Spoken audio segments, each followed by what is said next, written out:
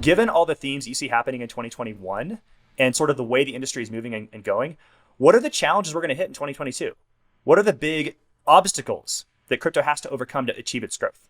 I was having a conversation yesterday and, about 2022 and how 2022 is going to go. And I was compelled to say something like 2022 is going to be an uneventful year, because, and not uneventful in the sense that nothing is going to happen, but it feels that it will be very tough to match kind of like the excitement and the exuberance of all these new things that we discovered in 2021.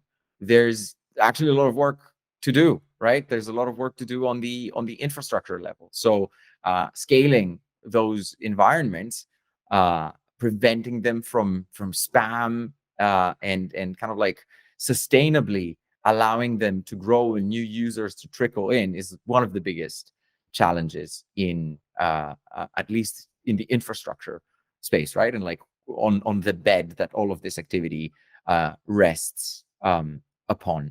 So that's one of the charts that was kind of the most surprising for me in the review of the year was the fact that, yes, EVM the standard, yes, like a lot of options, and so the demand for EVM block space is increasing, and there's a lot of challenger Ethereum killers that have EVM compatibility springing up left and right in all kinds of ecosystems. In the Tendermint ecosystem, Evmos is going to be launching. Moonbeam has already launched and will be fully functional in a few weeks in the Polkadot ecosystem.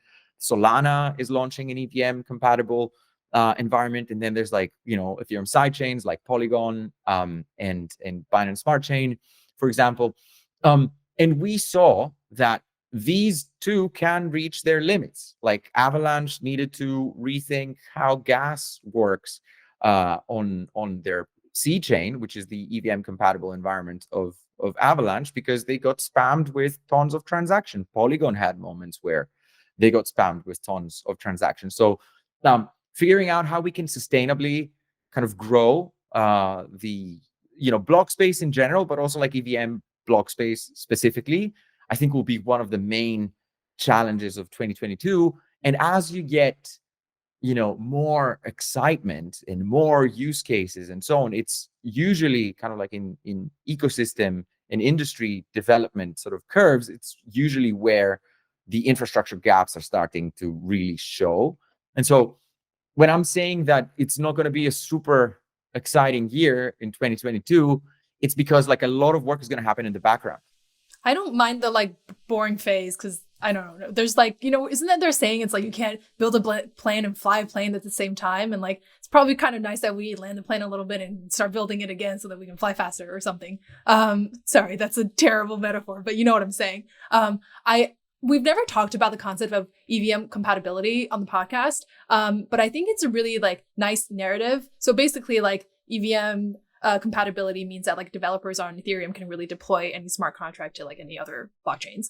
That's like the high level explanation. Basically, like if one wins, everyone else wins too, right? Which is that like, sure, like if you want to build on Ethereum in the past, there wasn't like it wasn't technically feasible to also deploy onto other ecosystems. Whereas like I'm excited for this like building plane phase because I think as we get better cross-chain solutions, as interoperability gets better, that's a net positive for I think like all the innovation that's happening in crypto like collectively. And there's not like a one win and like another one loses. I actually think it's like a +1 for like everyone. And you can see that this is where we're heading to, right?